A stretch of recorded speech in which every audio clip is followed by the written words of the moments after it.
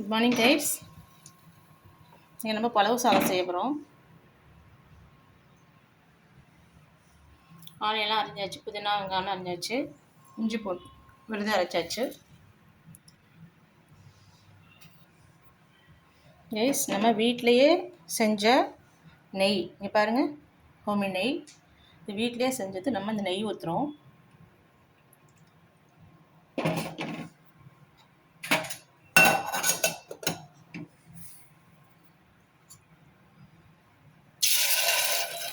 இஞ்சி போட்டு போடுறோம்.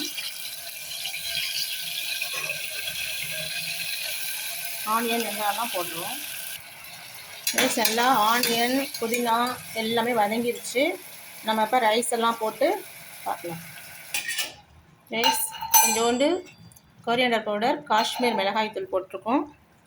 இப்போ தேங்காய் பால் ஊற்றுறோம். தேங்காய் பால் ஃபுல்லாக 2 டம்ளர் எடுத்து வச்சுருக்கேன், ஊற்றுறோம்.